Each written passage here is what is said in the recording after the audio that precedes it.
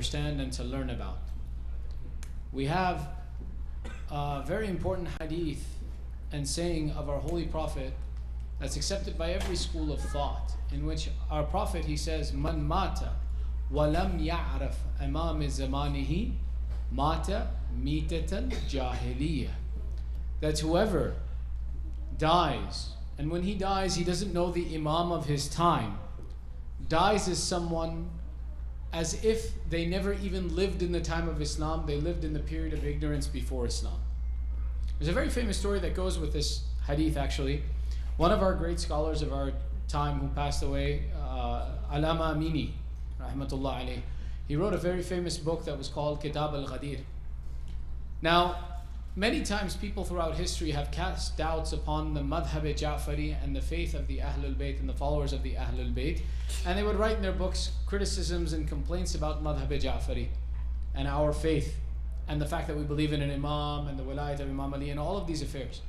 Alama Amini in his life, what he did was he wrote a book that was consistent of 9 volumes in which he went through all of the historical inaccuracies that were made against the madhab Jaffari and the followers of Amir al-Mu'mineen and the Ahlul Bayt, and he replied to all of them. And he replied to them in such a way that no one could question these issues again.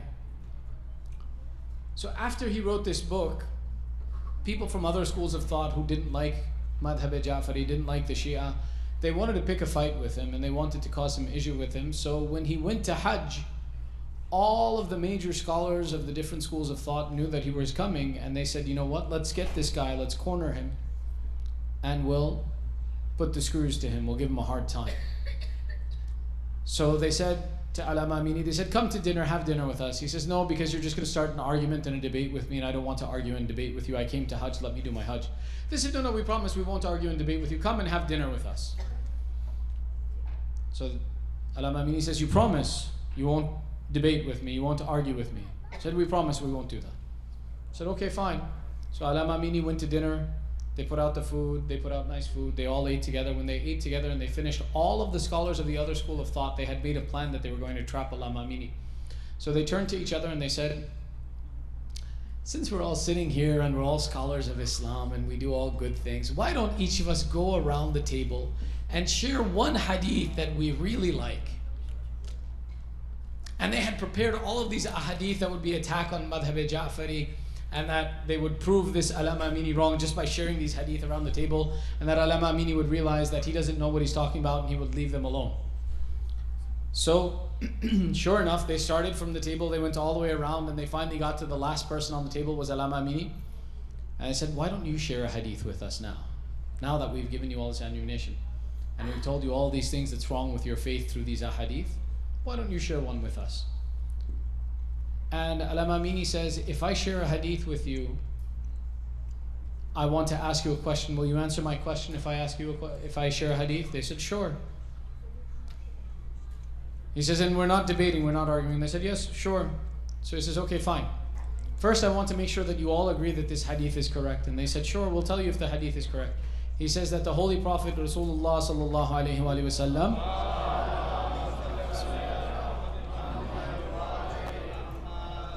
made the statement. He said, man mata walam ya'raf imam zamanihi mata mitatan jahiliyyah. And this is authentic in every book. Every Muslim believes this hadith, and all of the scholars there said, we agree, this is a hadith of Rasulullah. So Alama Amini says, I have one question to ask you then. And I said, go ahead and ask.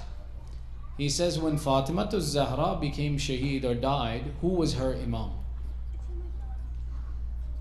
He asked this question. And as soon as he asked this question, without answering, each one of the scholars got off the table and walked out of the room. The reason being why they all left and they couldn't answer this question is that Sayyidah Zahra became shaheed, died after the shahadat of Rasulullah. And that's where we have a difference of opinion. That we say that the imam of this time was Imam Ali alayhi salam, and they say the imam of this time was Abu Bakr. And Sayyidah Fatima, before she became shaheed, she said to them, she said, I don't acknowledge you, you are not welcome in my burial, which is why she was buried at night, and that I will complain to Allah about you and how you treated me. And everybody knows this hadith. So the problem is is if Sayyidah Fatima didn't believe that Abu Bakr was the Imam of the time and she died, is it possible that the daughter of Rasulullah died as if she was in the time of Jahiliyyah and didn't believe in the system of Imamat and didn't believe in who her leader was? Or was it that everybody else sitting at that table had selected the wrong leader after the Shahadat of Rasulullah? So they couldn't admit and say that either Sayyidah Fatima, na'uzubillah, wasn't a Muslim or that they're not a Muslim. So they left. Sallu ala Muhammad wa ali Muhammad.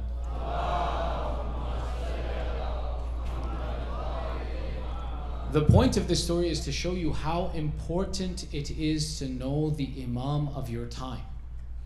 And it's very significant for us to know who our Imam is and to have a relationship with him.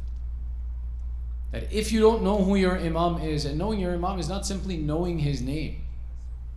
Because many times, for example, someone doesn't walk up to you and introduce you by their name and say, hey, how's it going? My name is Imam Mahdi.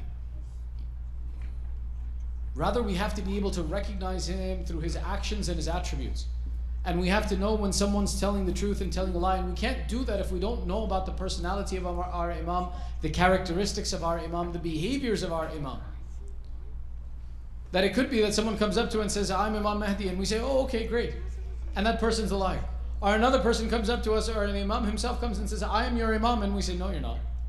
Because we don't recognize the Imam. So our responsibility in this time period becomes that when we talk about the idea that one who does not know the Imam of his time dies as if he was never even a Muslim, we ensure that we have a relationship with the Imam and we understand who is our Imam, what are his characteristics, how would we identify him, how do we support him. Now we're not going to cover all of that in one lecture tonight. What we're going to cover is one question. And in that question we'll discuss some of the various affairs pertaining to the Imam.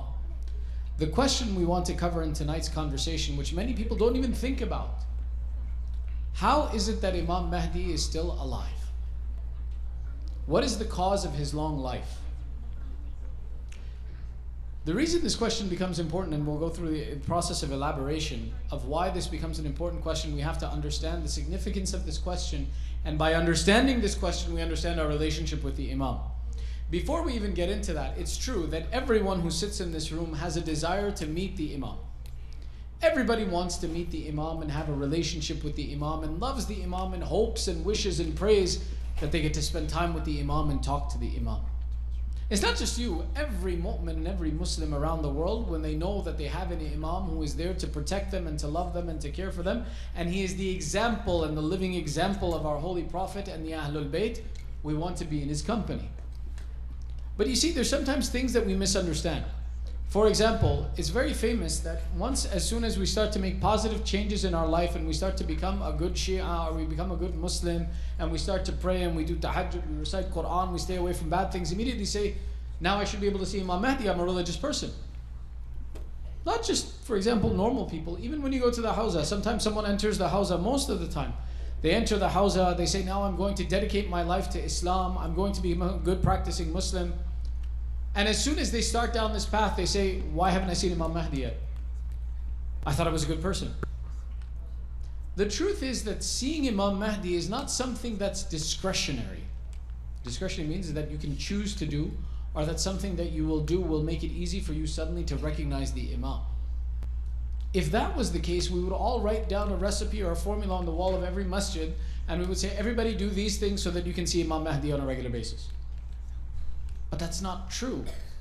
To see Imam Mahdi is not something that happens by your free will or your choice. Rather, the seeing of Imam Mahdi only happens when there is a need for the religion. And in the protection of the religion, it becomes necessary for this personality to become visible.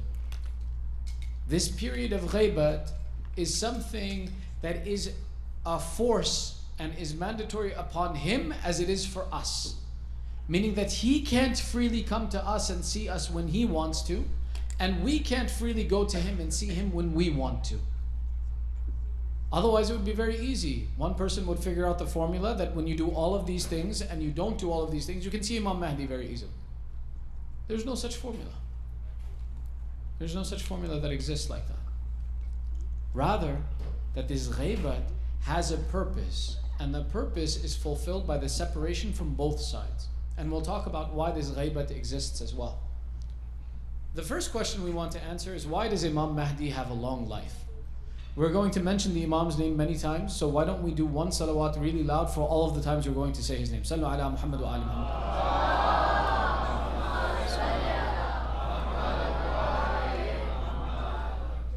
Here's the reason why this is an important question. There's two answers to this. Either one, that the long life of Imam Zaman is a miracle, that Allah has decided to keep him alive to a certain point in time, and until that time nothing can happen to the Imam. If this was the case, then why does the Imam have to be in hiding? Allah is going to protect him and keep him alive anyway, so why can't he be in front of us? The other option is that the long life of Imam Mahdi is something that's natural and can happen, and the Imam is, because his life is natural, he has to protect it, and therefore he's in hiding. The problem we have with this scenario is to say that if his life is something that is naturally so long, for example, Nabi Nuh, his life in some stories, in some narrations, was 2,500 years long. 2,500 years Nabi Nuh lived, and he preached to the people for 950 years, which we know from the Quran. Nabi Ibrahim's life was very long. The life of many of the Anbiya, their lives were very long. Salman Farsi, who was a companion of our Holy Prophet, met the Prophet at the age of 125. Met the Prophet. After that, his life that went on after that, he lived to be 200 years or more. So it's possible that Allah has created human beings who have very long lives. And it could be that Imam Zaman's life is very long. The problem we have with that is that anything that exists in the natural world ages with time. It gets older. And it gets older and older as time goes on. Up until now, we may have figured out ways to keep people alive for a very long period of time, but we can't stop them from becoming older. However, what we know about our 12th Imam is that when the Imam appears, he will appear as a young man of maybe 20 or 25 years of age. This idea, this aspect of the Imam is so well known that, for example, in the years previous, when the ulama would talk about Imam Mahdi, they would refer to him as the Ghulam, as a secret code name. So that others couldn't find out that they were talking about Imam Mahdi, they would say to each other, did you hear of this narration from the Ghulam? Or did you see this letter from the Ghulam? So that the enemies of Islam couldn't figure out where Imam was. They would say, a Ghulam is a servant. So these guys are just talking about a servant, that a servant sent a letter, and they wouldn't pay attention to the conversation. The spies never paid attention. But Imam Mahdi's young appearance was something that's so well known that his nickname was the Ghulam, to hide his presence from amongst the enemies of Islam. So what we see is that Imam Mahdi, when he returns and his dhuhur comes, and may Allah hasten the reappearance of Sahib al-Zaman. Ilahi Ameen.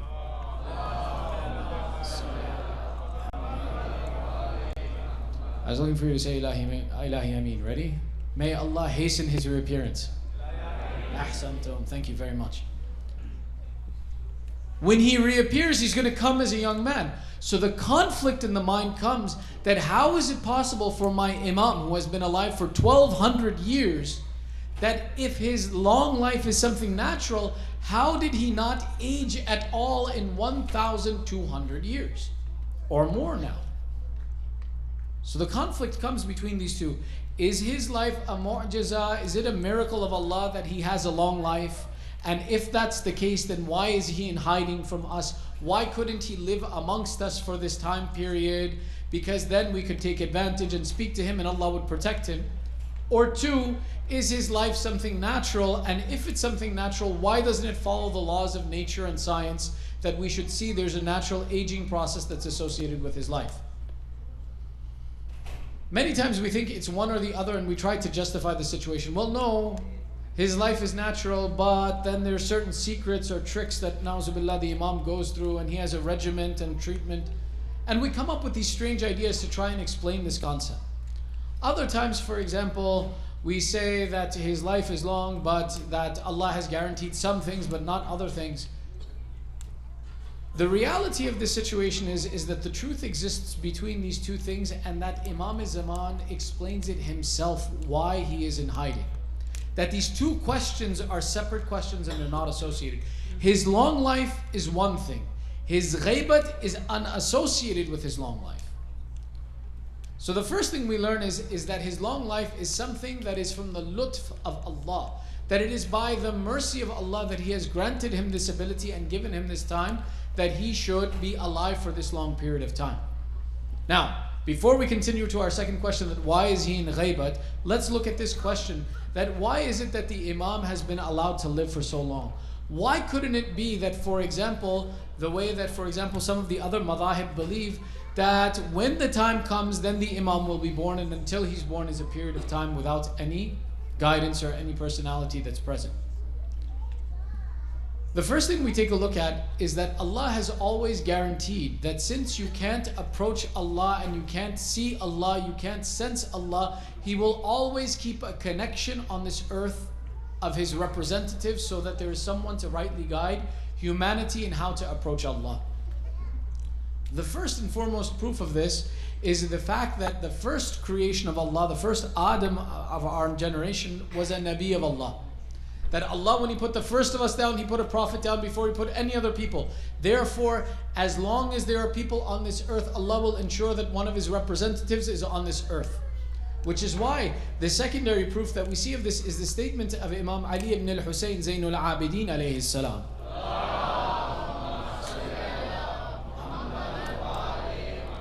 That should there be only two human beings left on this earth, one of them would have to be the authority of Allah on this earth.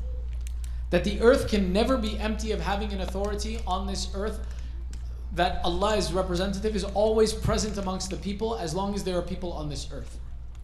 That important factor tells us that Allah has always guaranteed an Imam will be here. So that means that whether there is a gap of 1,000 years or 2,000 years of us seeing the authority of Allah on this earth, it doesn't mean the authority of Allah is absent. That Allah has made it a condition, as long as this earth operates and moves, my hujjat is here. And there's no way that this earth can exist without the representative of Allah being present on this earth to represent the message of Allah and the position of Allah, because this is His condition and His reality. So the next question comes, that then why did this Imam have to be in a long series of ghaybat? Why couldn't we have other Imams and other processes? One thing we know is that Allah has guaranteed that there will be 12 Imams from the lineage of Rasulullah. And that these 12 Imams will be the ones who will have authority over this earth until the earth ends. The ghaybat of our 12th Imam is something that we question. Did it happen by accident or was it on purpose? When the fuqaha sit and the ulama sit and they review the subject, and they say that we saw from the time of Rasulullah that the ghaybat of the Imam was something that was destined to have to happen. And we'll talk about this shortly. Back to the long life. Why is the long life? Let me finish this question, then we'll move on to the other. These two are very intermingled and sometimes you get stuck in them. One of the things that happens when the Imam's reappearance happens is that the Imam will present his proofs before the people that he is the authority of Allah on this earth. Since the authority of Allah always has to be present, the Imam knows all of the affairs that have happened on the earth since the beginning of his imamah till today, as someone who was present on the earth, as someone who lived through that experience. When the Imam comes and presents his religion, one of the conversations we have is, what will the role of the mu'mineen be on this earth? What will happen to us as a group of people who believed in the Imam? One theory presents that some people say that we will have the responsibility to fight everyone else on this earth and build the country and build the nation of Islam. How many Shias do you think there are on this earth? Let's say 100 million. Is that fair? More? Less? More? 200 million. Okay, so let's say 500 million people are Shia on this earth, which is not true, by the way. There's less than that. How many people are on this earth in total? 7.8 billion, right? What do you think? 500 million people are going to fight 7 billion people? No. 500 million people can't fight 7.8 billion people. The role of the Shia on this earth is not going to be to fight every human being in humanity that you go outside the center today and you start finding people and you fight with them. The Imam is here, I have to fight you. Majority of the people that exist on this earth will self-submit to Islam through the intellectual proofs the Imam will present.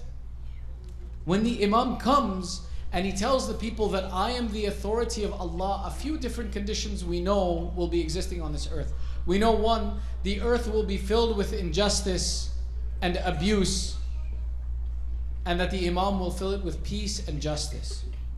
Another thing we know is that the earth will be overcome by unjust and corrupt governments, and the world will be waiting for a government of justice and will be looking for someone to lead them and guide them.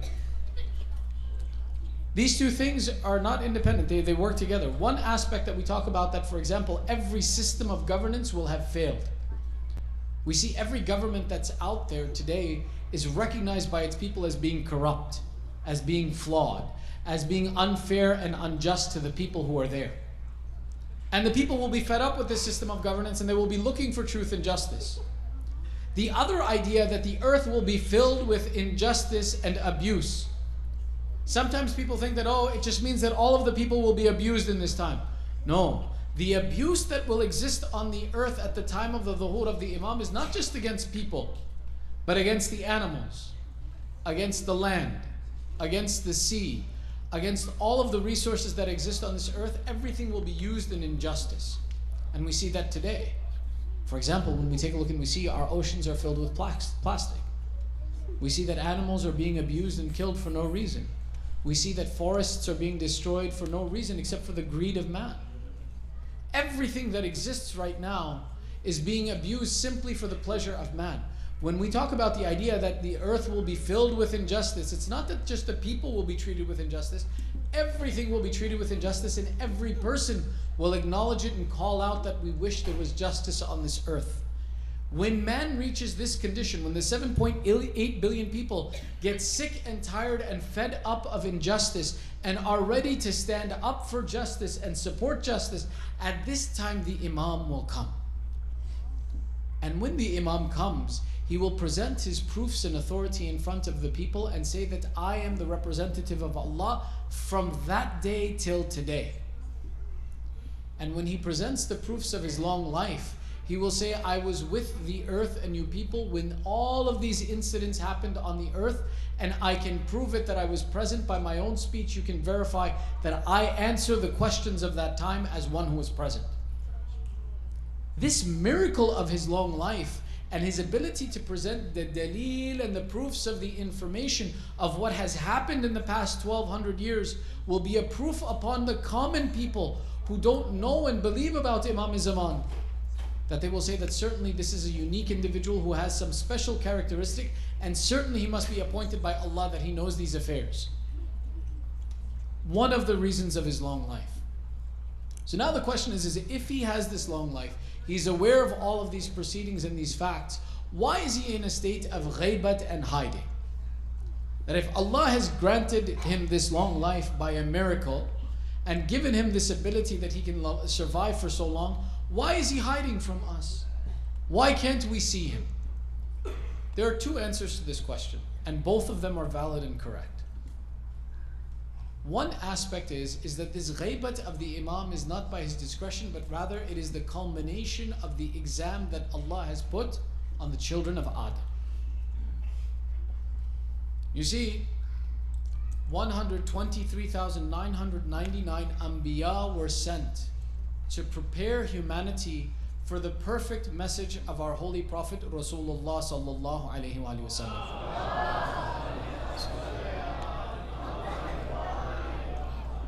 It took this long for humanity to be prepared to receive the Quran and the guidance and the hidayah of our holy Prophet. Once Allah gave that hidayah and guidance from the holy Prophet to humanity, He gave humanity a period of 255 years to ask questions and to learn from the noble examples of the lineage of Rasulullah how to understand, interpret, and follow the words of Allah. And then after that, he culminated the examination by saying, now I take the teacher out of the room and I give you the examination to see, can you follow what they taught you? And this is that time period. And which is why the people in this time period have special status in many different ways. One of the special statuses of the people of this time is that our Holy Prophet used to refer to the people of this time, and he used to say, I wish that I could see my brothers. I wish I could see the nation that is my brothers. And his companions used to say, Ya Rasulullah, aren't we your brothers? And Rasulullah would say, no, you're not my brothers. You're just my companions, my contemporaries. You live at the same time as I do, but you're not my brothers. So they said, Ya Rasulullah, if we live with you, we accepted Islam at your hands, we live in your society with you, and if we don't qualify to be your brothers, then who is it that can qualify to be your brother, Ya Rasulullah? And Rasulullah replied, he said, my brothers will be those who will believe in my message and will bring iman when they have no hujjah that they can speak to and interact with, and the only authority over them are the words written on pieces of paper. Meaning Rasulullah knew that this period of ghaibat was coming, and he wanted to prepare you. These ahadith are for you, to tell you that this time period you're going through is a time period of great difficulty, of great challenge. But if you keep true faith in the religion of Islam, then Allah will raise you to a status that the mercy on mankind, rahmatul lil alameen, will call you his brother. The rahmatul lil alameen will wish to see you. How many of us wish that we could see our Holy Prophet? Imagine being a person that the Holy Prophet wishes he could see you. Sallu ala Muhammad wa ali Muhammad.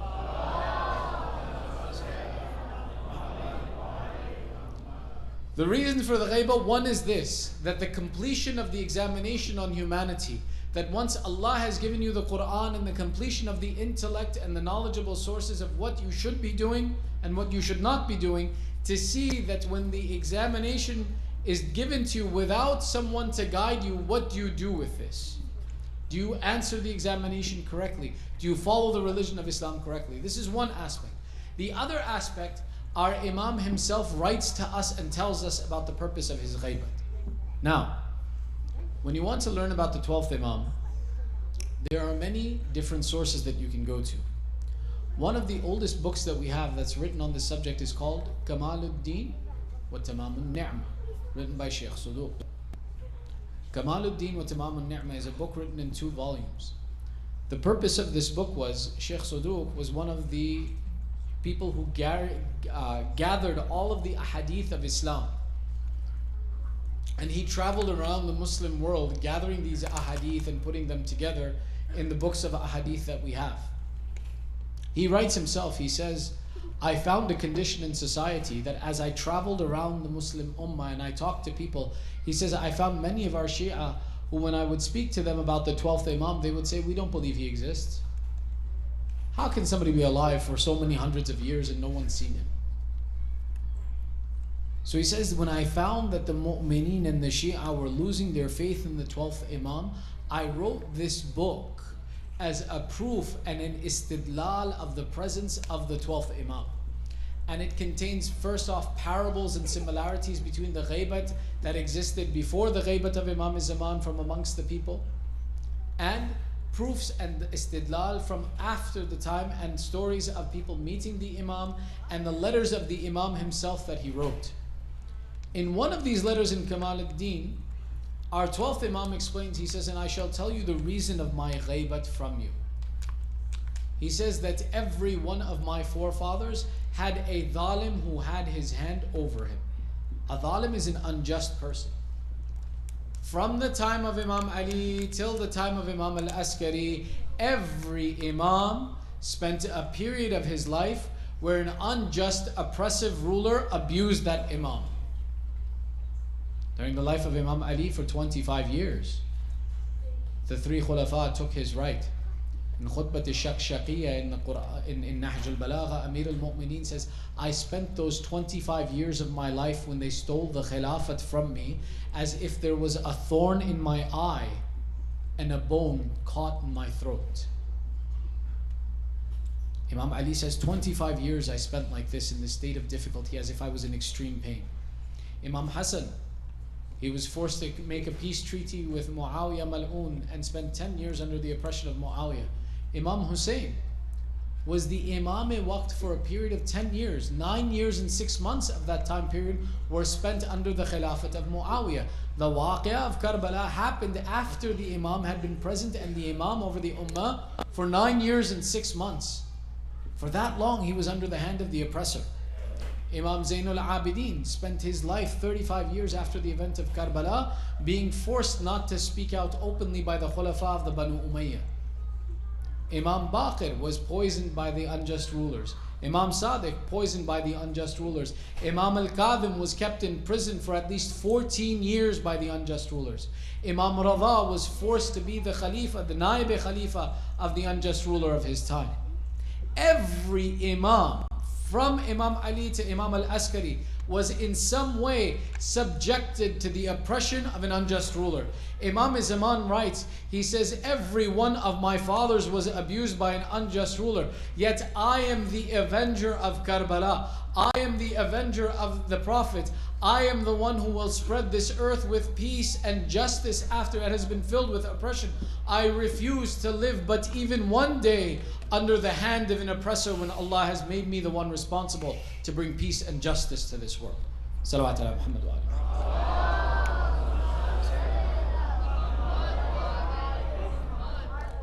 Meaning that Imam Zaman is saying that if you want to see me, there must be a time and a place where the oppressor will not rule over me.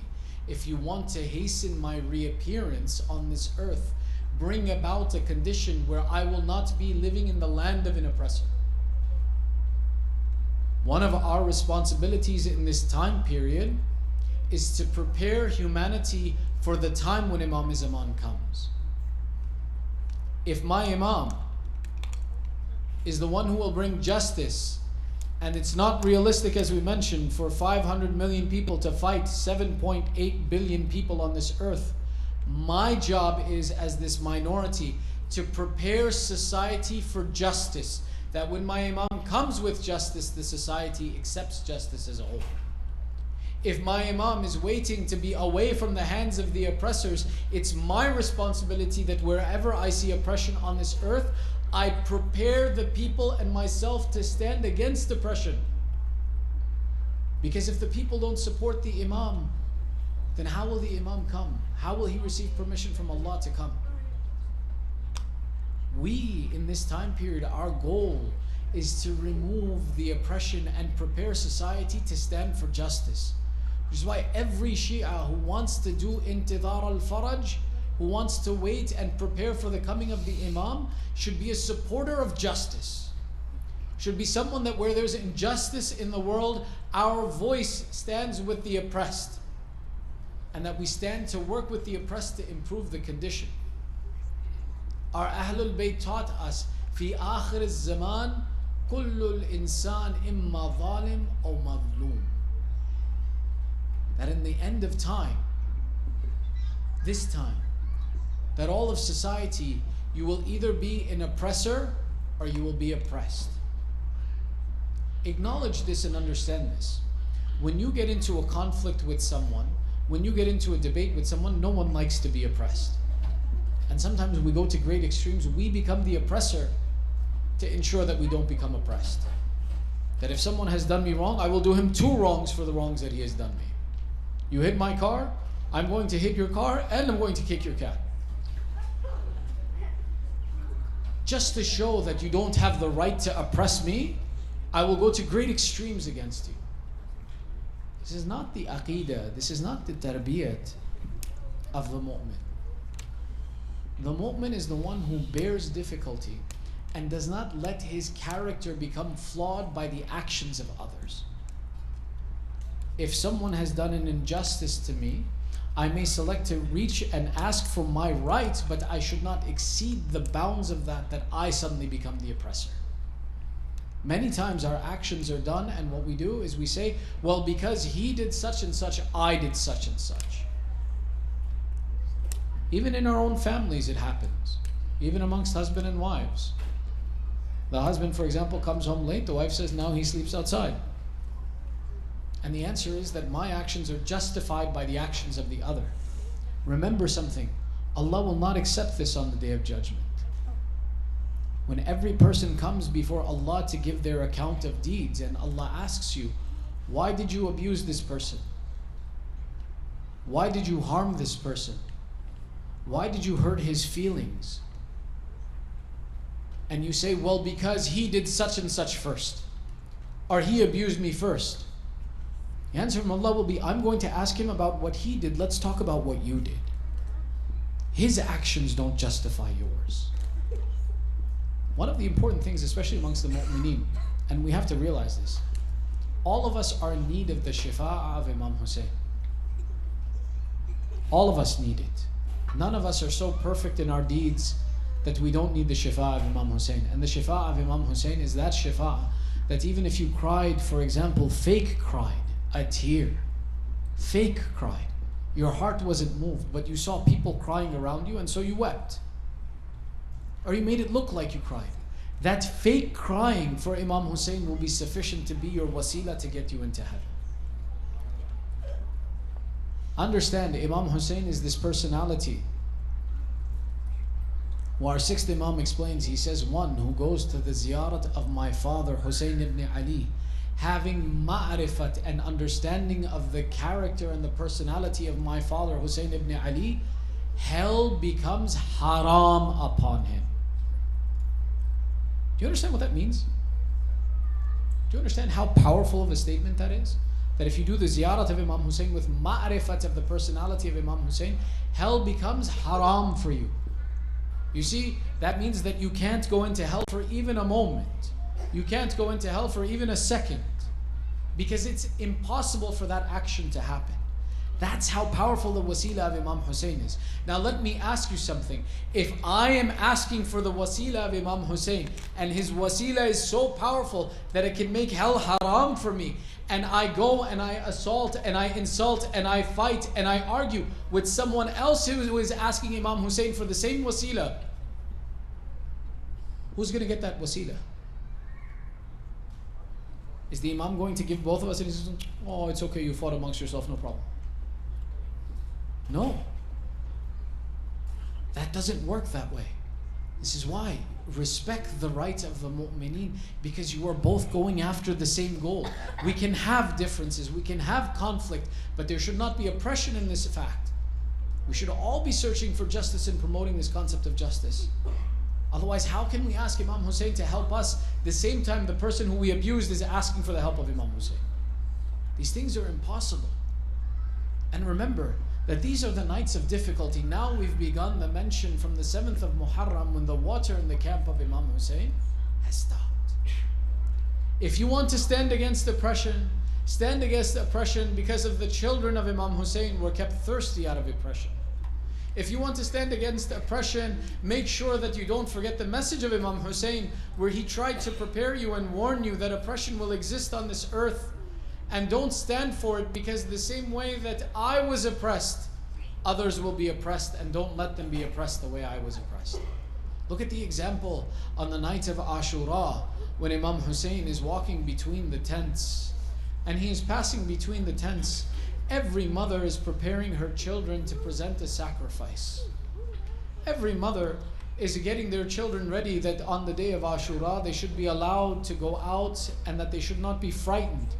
A child, can you imagine a child who is told by his mother, son, tomorrow I want you to go before and stand before an army of 30,000 men. I know you are hungry, I know you are thirsty, but don't embarrass me in front of my imam tomorrow. Your imam needs your sacrifice tomorrow. You have to prepare a child. A child would not naturally be prepared. To stand the child in front of a crowd and to speak is a difficult action. Now you want a child to go and stand in front of an army and fight 30,000 men? Every mother that night knew the sacrifice that would be demanded. But there was one personality who was not sitting with his mother and preparing. Rather, he was following around his uncle and asking, "Uncle, tomorrow you will give me permission, right?" This Qasim, son of Imam Hassan, did not wait for his mother to explain to him, "Tomorrow present your sacrifice." Rather, he knew, my mother will be pleased. It's my uncle Hussein who may not allow me. So he followed the heels of Imam Hussein the night of Ashura, and he wandered around asking, "Uncle, tomorrow give me permission. You'll let me go and fight. Uncle, tomorrow everyone, my cousins are preparing, my uncles are preparing. Will you let me go and fight?" Imam Hussein sees this young boy of 14 years, and remember something. There's a relationship between these two that is unique. Why? There's a few different points. On the day of Ashura, the Mu'arrikheen have noted almost unanimously that when Qasim received permission to go fight, his uncle Hussein ibn Ali hugged him and he began to weep. And the two wept holding each other until the point that they lost consciousness on the battlefield of Karbala. Every Mu'arrikh writes this. Imam Hussein bid farewell to many friends, bid farewell to many children, but this was the only one that the Mu'arrikheen wrote, that Hussein ibn Ali, bidding farewell to Qasim, held him to his chest and wept until he became unconscious. Why was this the case? One of my teachers and one of the Muballighin has narrated, he says, I read in books that at the Shahadat of Imam al-Hassan, the time that Imam Hassan knew that his time to leave this earth was at the time before Salat al-Fajr. And he wanted to call his brother Hussein ibn Ali to come and bid him final farewell. And in the house, the only ones awake were the wife of Imam Hassan and this child of his who was a child of the age of maybe 3 or 4 years at the time, Qasim. And Imam Hassan said, "Send Qasim to go bring my brother." They said that Qasim is so small, he can't speak properly. How will he give a message? How shall we tell Qasim to go bring his uncle? Imam Hassan, this Muballigh writes, he says, Imam Hassan took the condition of Qasim, ripped his shirt, put dirt in his hair, and said, "Now send him to the house of Hussein." When Hussein sees the condition of Qasim in the condition that orphans dress, he will understand that my final time has come and he will come to me. The narrator writes, they said that Qasim went to the house of Imam Hussein. When he knocked on the door, the women opened and they said, "Oh orphan, we don't give food at this hour. Come back after Fajr and we will give you food." From behind the door, one of the daughters of Imam Hussein screamed and yelled, "This is my cousin Qasim. Why do you call him an orphan?" Seeing the condition of this Qasim, Imam Hussein went and he took the final message from his brother Imam Hassan. That this relationship between the uncle and the nephew began from that time that Imam Hussein saw Qasim as an orphan at the age of 3 and 4, and since then he had kept him close to his heart and he was always saddened by the idea of the orphaning of Qasim.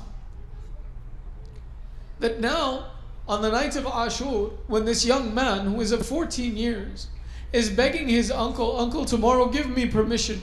I wish to present my sacrifice the way everyone else shall present their sacrifice."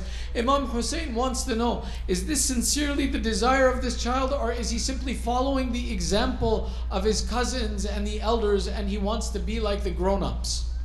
So Imam Hussein turns and he says, "Qasim, let me ask you a question. How do you find the taste of death? What do you think of death?" Imam Hussein's theory is if this child says, it is as if the tasting of wine, or it is as if, for example, a beautiful woman that you hug, that a child of 14 years has no knowledge of these things and therefore he himself does not know what he is putting himself forward for. But Qasim is sincere in his effort and he says, "Oh uncle, death is sweeter to me than the taste of honey." And Imam Hussein says then that certainly Qasim, tomorrow you will be entitled to present your sacrifice, and even your cousin Ali al-Asghar will present his sacrifice on the day of Ashura. On this, instead of Qasim being pleased, they said Qasim became upset. "Oh uncle, do you mean to tell me that tomorrow this enemy will enter into our tents to kill my cousin?" The ghayrat of Qasim was awoken, that though we may go to fight, how dare they come and they attack our women or come into our tents? And Imam Hussein replied, no Qasim, Asghar will come and present his sacrifice in the battlefield, just as every other soldier shall present. Hazrat Qasim, upon hearing this and being told that tomorrow he will be given the permission to fight, began to prepare himself. And when the next morning came, as each of the companions went, as each of the personalities went, they said, the Mu'arrikh writes, they said, we saw a young boy who would follow around Imam Hussein and kiss at his hands and kiss at his feet. When we asked who this was, they said this was Qasim ibn al-Hasan, who was begging his uncle for permission, and his uncle kept putting off the permission. Until eventually Qasim went to his mother and he said to her that, oh mother, uncle will not give me permission. Find me some wasila that I have that I may go to the battlefield. So the mother of Qasim says, there is a ta'weed your father left. Go and present this letter to your uncle. And when the letter is presented, Imam Hussein reads the letter.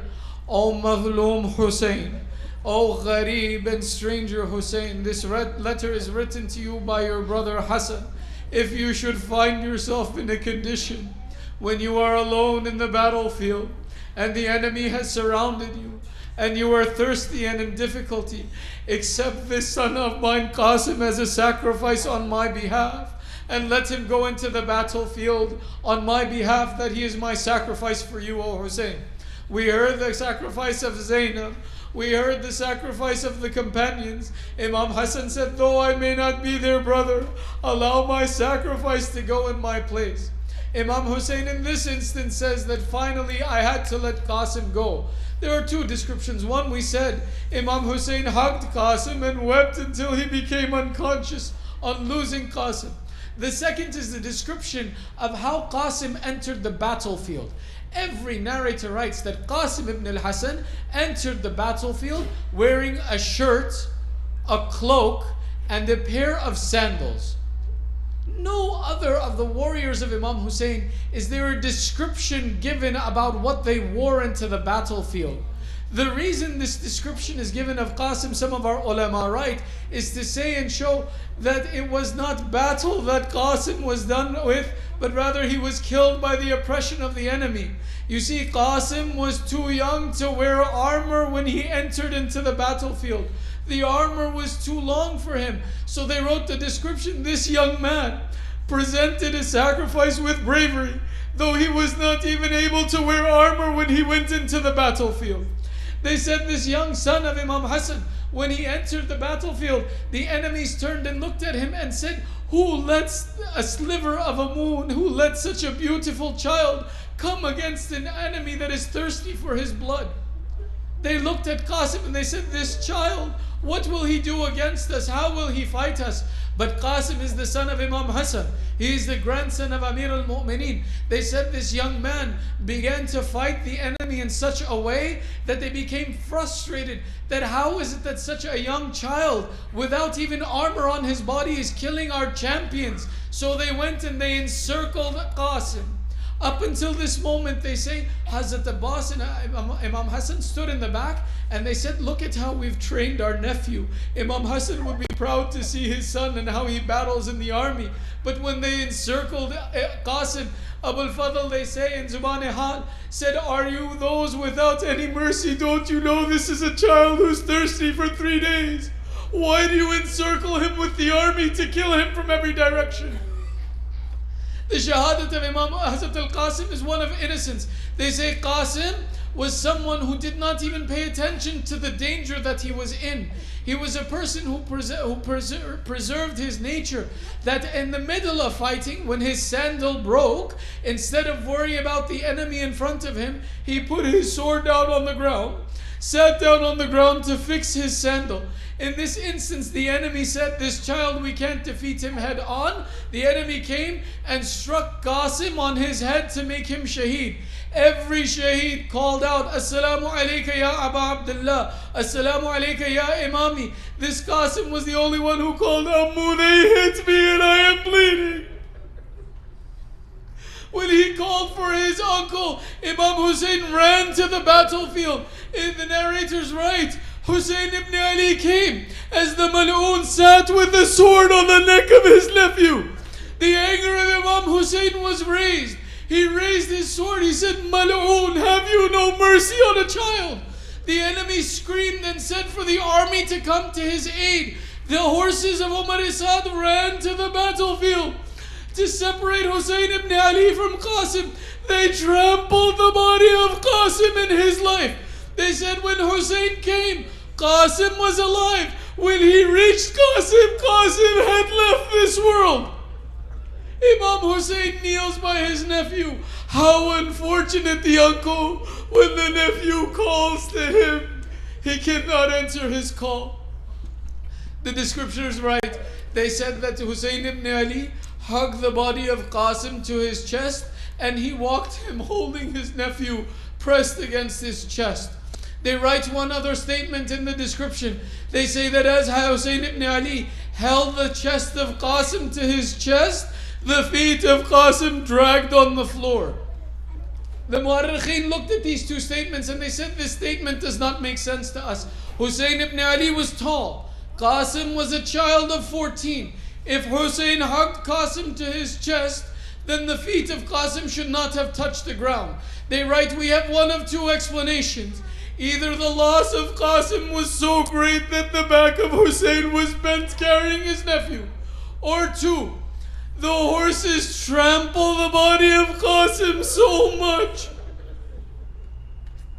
that his body had become spread out and the flesh from his bones had been torn, such that when Hussein ibn Ali held the chest to his chest, the feet dragged on the floor because the body of Qasim had been trampled by the horse.